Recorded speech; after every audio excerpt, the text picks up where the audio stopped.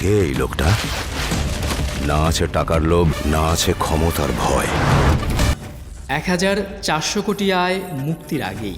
মুক্তির পর প্রেক্ষাগৃহে ঝড় তুলেছিল সুকুমারের দক্ষিণী ছবি পুষ্পা দ্য রাইজ। 2021 সালে করোনা পরবর্তী সময়ে মূলত ছবিটি দিয়েই ভারতীয় সিনেমায় দর্শক ফিরেছিল। এরপর থেকেই অপেক্ষা ছিল পরের কিস্তির। কয়েক দফা পেছানোর পর অবশেষে আগামী 6 ডিসেম্বর আসছে পুষ্পা দ্য রুল। ভারতীয় গণমাধ্যম ইন্ডিয়া টুডে জানিয়েছে, মুক্তির আগেই 1000 কোটি রুপি আয় করেছে পুষ্পা 2। মুক্তির আগেই পুষ্পা 2 বিপুল আয় করেছে মূলত বিভিন্ন সত্ত্ব বিক্রি করে। ফলে এই ছবি যে মুক্তির আগেই ব্লকবাস্টার তা বলাই যায়।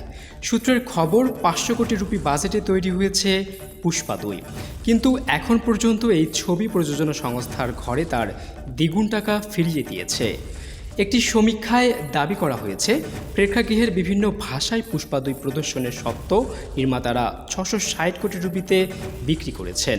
এর মধ্যে তেলুগু ভাষায় সত্ত্ব বিক্রি করা হয়েছে 220 কোটি রুপিতে। ছবির হিন্দি সংস্করণের সত্ত্ব বিক্রি করা হয়েছে 200 কোটি রুপিতে। অন্যদিকে তামিল ভাষার জন্য নির্মাতারা নিয়েছেন 50 কোটি রুপি। আন্তর্জাতিক পরিবেশনায় সত্ত্ব বিক্রি করা হয়েছে 140 কোটি রুপিতে। এখানেই শেষ নয়, এই ছবির ওটিটি, স্যাটেলাইট ও সঙ্গীতের সত্ত্ব বিক্রি হয়েছে মোট 425 কোটি রুপিতে।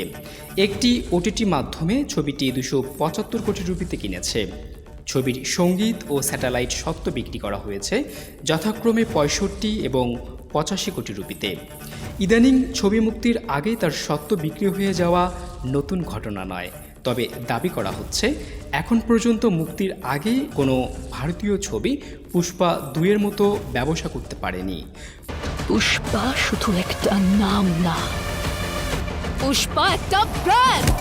মুক্তির পর ছবিটি যে দেশের বক্স অফিসে নতুন নজির করতে পারে সেই দাবি করছেন সিনেমা ব্যবসায় বিশেষজ্ঞদের একাংশ। কিছুদিন আগে জানা গেছে, পুষ্পা 2 ছবির আইটেম গানে দেখা যাবে শ্রদ্ধা কাপুরকে। এই ছবির প্রথম কিস্তির আইটেম গান দিয়ে ভারত জুড়ে পরিচিতি পেয়েছিলেন সামান্থা রুথ প্রভু। এবার সেই ভূমিকায় দেখা যাবে শ্রদ্ধাকে।